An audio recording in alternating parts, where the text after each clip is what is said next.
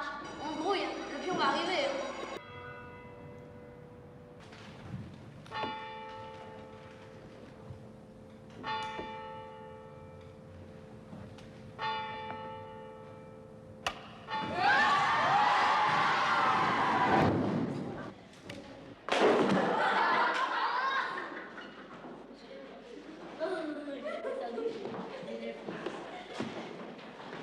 Bénèche, venez ici. Mais Monsieur Barabi a coupé la trajectoire de la chaussure en voulant les rallumer la lumière. Vous vous foutez de qui, monsieur Bénèche? De moi, monsieur le censeur, c'est évident. 3 jours d'exclusion.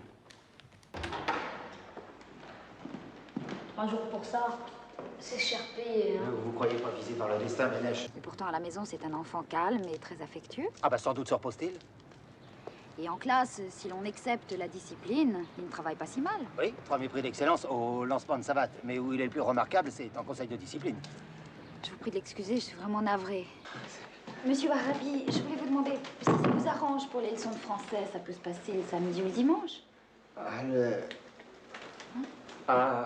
Oui, ça serait peut-être... Oui, ça serait peut-être mieux, oui. Oui, il va falloir que je vois ça, oui. Bon, Oui, bien. c'est une possibilité. Je vous remercie. Je vous en prie. Bonne installation. Merci.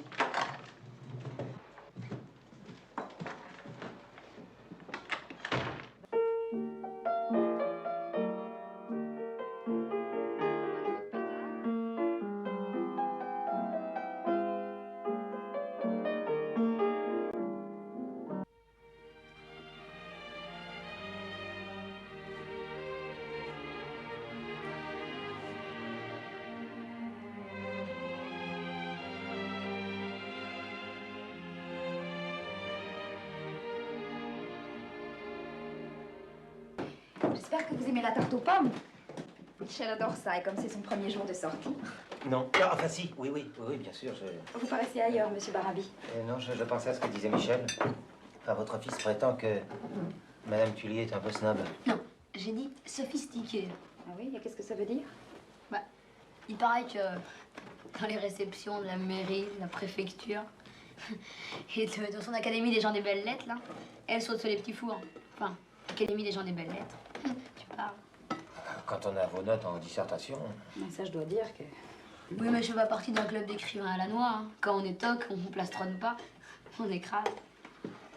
Madame Tullier a quand même eu un prix littéraire, je crois. Local, il est vrai, mais une localité qui a vu la naissance d'Albert Carreau prétendre devenir un lieu de haute inspiration. Enfin, du moins responsable. Oui, évidemment. Ouais. La Tuilier, ça se vendre des statues et à toi avec le père Caro. Pour moi, c'est du vent. Logier de mon avis. Ah, ben, c'est logier de votre avis. Mais comment oses-tu dire le père Caro en parlant d'un prix Nobel, vraiment? Mais qu'est-ce que ça prouve, un prix? Même prix de gymnastique. C'est pas pour ça que je suis un champion. Michel. Il a raison. Et si Madame Tuilier mérite son amitié, ne serait-ce que les miettes de cette amitié, ce mérite est considérable. Et où en sont les progrès de Michel en orthographe? Ça stagne ou ça avance? Participe passé qui se fera à lui, mais... Tu écoutes au moins ce que te dit monsieur Barabi? Oui. C'est pas facile de travailler à l'école non plus, avec des rouleaux compresseurs qui n'arrêtent pas de tourner dans la cour. Des rouleaux compresseurs? Pourquoi, il y a des travaux dans la cour? Il y a une histoire, un rouleau compresseur s'est mis en marche comme ça, spontanément une nuit dans la cour de l'école. C'est curieux. C'est pour ça que Logie n'est pas venu à son cours de piano l'autre jour? Ah ben, il doit certainement faire du raccommodage. Vous en vouliez? Non, merci, non, mais je prendrai bien un petit peu d'eau.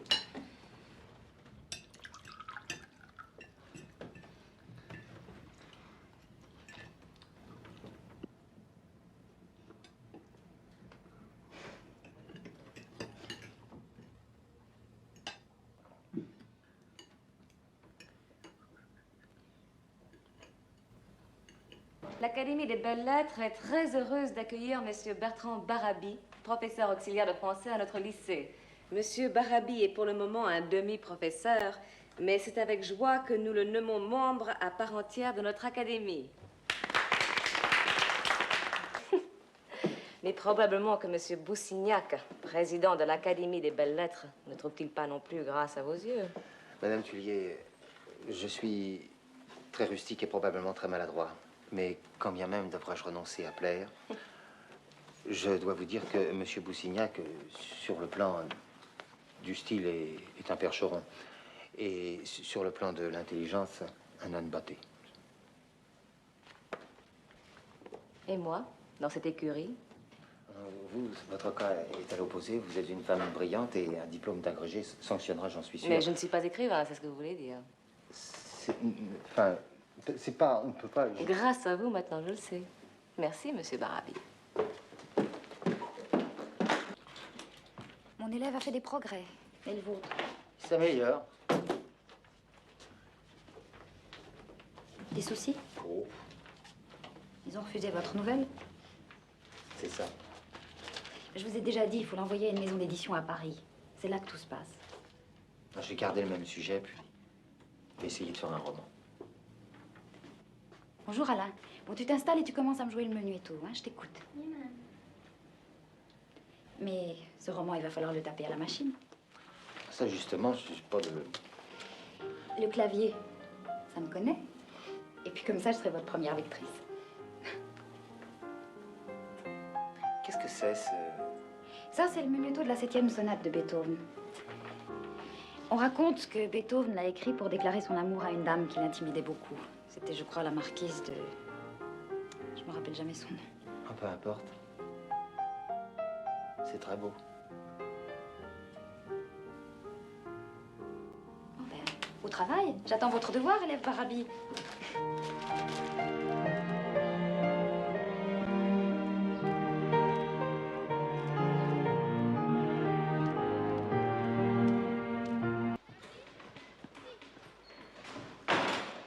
Monsieur l'inspecteur?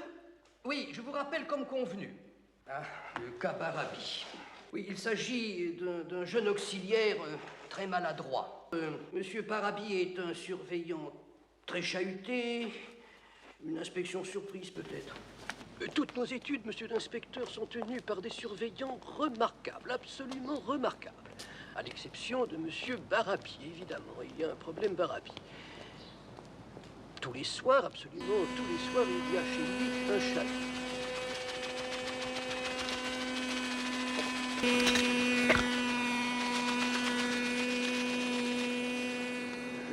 Je crois que c'est du petit Suisse.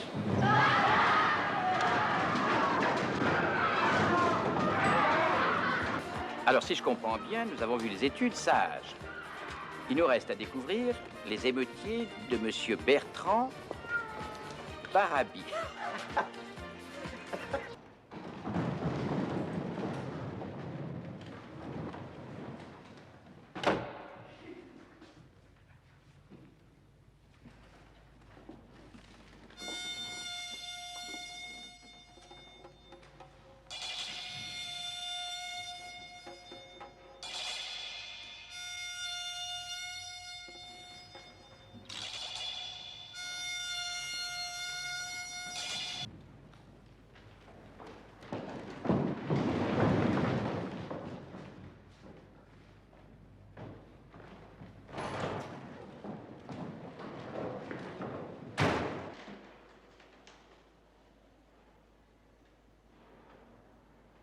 Bertrand, je peux vous voir un instant? Oui, bien sûr. Ça recopie le livre.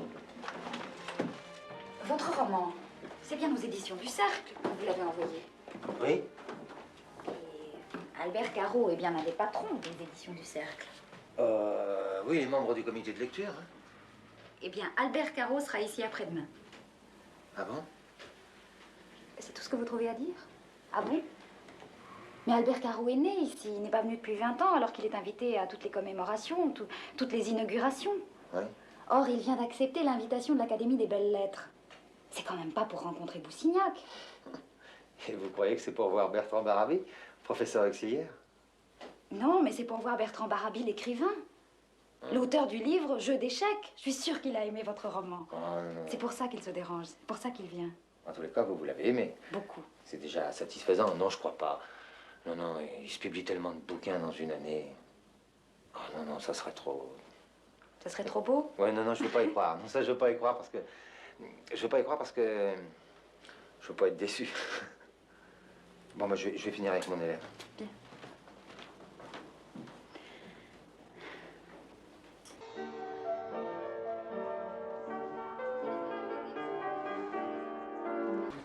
Madame Tuillier, qui attend le résultat de son agrégation de français. Espoir bien fondé, j'en suis sûr. Oh, Bertrand Barabi, jeune maître auxiliaire. Et maintenant, mesdames et messieurs, allons rejoindre monsieur le maire et ses altés qui nous attendent par ici, mon cher maître. Votre livre est beau, monsieur Barabi. C'est le plus beau que j'ai lu depuis bien longtemps. Monsieur Caro? Ah, si j'avais pensé... J'ai quitté cette ville il y a plus de 20 ans. J'y suis revenu pour vous rencontrer. À Bergerac. Hein? Bertrand Bergerac, voilà votre pseudonyme. Mais... Non, non, je sais, mais personne ne fera le rapprochement. Hein. En tous les cas, Albert Caro, vous êtes un des mieux placés pour nous parler du pion. Celui-ci, le pion, il se présenterait plutôt, enfin, il fonctionnerait plutôt, si je puis dire, comme une poupée gigogne. Vous savez. Ouais, le pion, évidemment, c'est le petit surveillant de province. En somme, c'est l'histoire d'un pauvre petit maître auxiliaire, auxiliaire ô combien. Et puis, très vite, on débouche sur la situation de l'homme dans notre société, poussé d'un côté, de l'autre, par des courants qu'il ne contrôle pas. Et puis, C'est merveilleux, Bertrand. C'est extraordinaire. Nous sommes tous télécommandés par... Promettez-moi de ne rien dire pendant quelque temps. Nos idéaux. Je vous le promets. Et tout ça sur une scène dont le centre est n'importe où et dont les limites ne sont nulle part. En somme, dans ce très beau livre, on part d'un chahut d'écoliers et puis on finit par rencontrer Pascal. Bertrand Bergerac restera-t-il toujours l'homme invisible?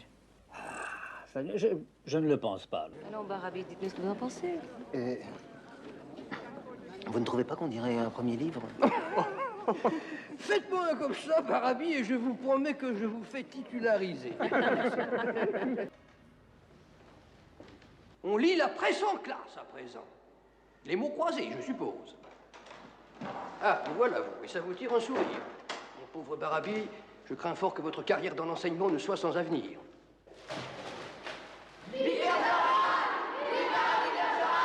Ah, cette fois, ce n'est plus une révolte, c'est la révolution.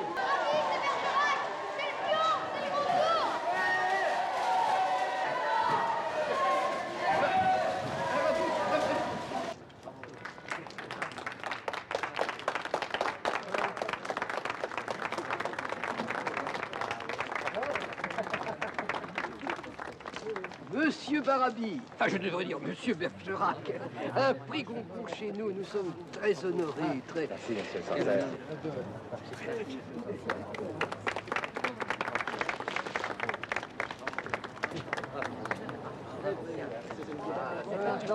Pardon, merci.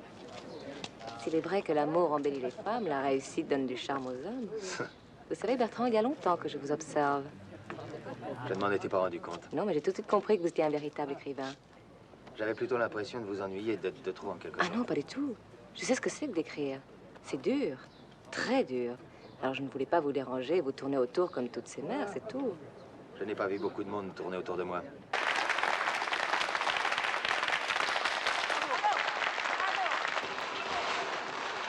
Déjà que, grâce à vous, désormais je sais que je ne suis pas un grand écrivain.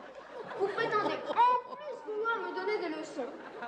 Vos qualités littéraires, monsieur Barabi, me paraissent trop insuffisantes. Vous vous moquez de qui, monsieur Barabi? C'est un complot, un coup organisé. Grâce à vous. Non. Hein?